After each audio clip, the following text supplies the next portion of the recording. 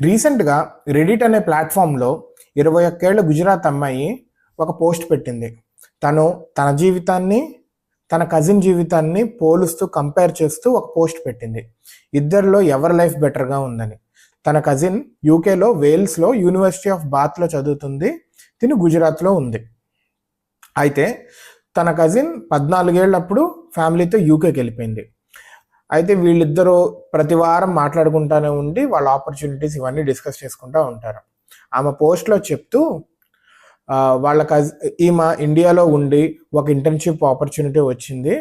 అది 12,000 జీతం ఇస్తారు అండ్ 10 hours ఆఫ్ వర్క్ ఉంటుంది.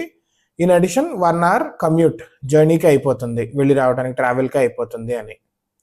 ఇన్ కాంట్రాక్స్ట్ తన కజిన్కి యూకేలో ఉంది అండ్ తనకి ఇప్పటికే 2 ఇంటర్న్షిప్స్ వచ్చాయి.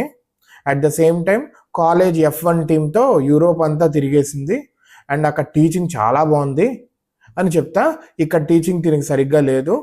అట్ ద సేమ్ టైం తను IIT JEE క్రాక్ చేయలేకపోయింది అనుకుంటా.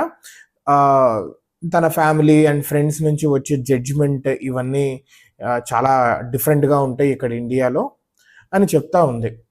అయితే ఈ పోస్ట్కి కింద కామెంట్స్ చాలా వచ్చాయి. డిఫరెంట్ కంట్రీస్ నుంచి డిఫరెంట్ పీపుల్ వీళ్ళంతా కామెంట్ చేశారు. అక్కడ ఒక డిస్కషన్ జరుగుతూ ఉంది. చాలామంది దాన్ని సపోర్ట్ చేశారు, అపోజ్ చేశారు. కొంతమంది ఓకే నువ్వు యూకే అనుకుంటున్నావు, అక్కడ కంటే బీజింగ్ కానీ US కానీ జపాన్ కానీ ఇట్లాంటి చోట్ల ఇంకా బాగుంటుంది, నీకున్న ఆపర్చునిటీస్ నీకున్న అవకాశాలు ఏవైతే ఉన్నాయో వాటిని ఎలా వాడుకుంటావు అనేది ఇంపార్టెంట్ అని చాలామంది కామెంట్ చేశారు. కానీ ఇండియాలోనే కొంతమంది లేదు లైఫ్ ఇన్ అబ్రాడే చాలా బెటర్ అని కూడా కామెంట్ చేశారు. మీరేమనుకుంటారు?